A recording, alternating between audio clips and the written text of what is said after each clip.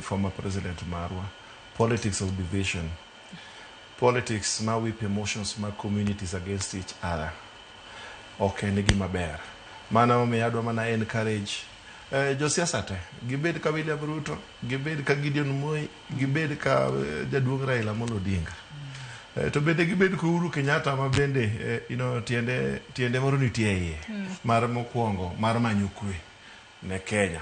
Koro the most important thing one kaka jo Kenya and leaders kaka citizens be wawe bedo jogo mantiere gi lynching mentality ni ka gimoro otimore marach matin kama to koro wamako ne Ruto nyororo ma ok ombekene.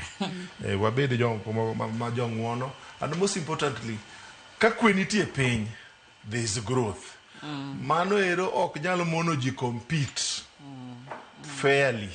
To ka ji nyalo winjore nikech consensus nyamera Joyce. Consensus onge gima move gimoro amora mbele. Obed kata mana yoro ohala maduong' maloyo consensus. So adwaro encourage josiasa duto kata mana joma ni opposition machalo Rigathi Gachagua nyako ogol the shares mentality kuome mondo obed gi an inclusive mentality kaka William Ruto, mondo reach out ne jo opposition mamoko, mondo opposition bende obed organized nikech mana ka siasa bedo mamit. Mpira bende ka watek ahinya to bende mpira kuro joneno kuro ok ne ndhath mpira. So we would want to see an organized and more united opposition in Kenya. Equally, let William Ruto be. Mondo William Ruto organize himself by uniting Kenyans, leaders and all stakeholders in the interest of moving Kenya forward.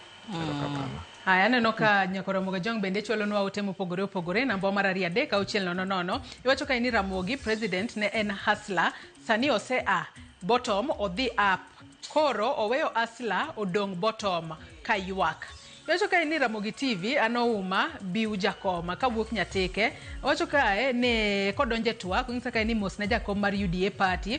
Anaduoko erokamano maduong' ne Rais William Samoei Ruto kuom bedo mbele ne riwo piny Kenya, weche mang'eny onge tiende, kuom wuoyo mang'eny to Kenya pamoja. Nyakora Mugajong med chwalo ote magi abo bedo ka somo gi e kinde modhi mbele kod twak maro. Kata kamano wakaw yo madundo gi sani waduogo dhi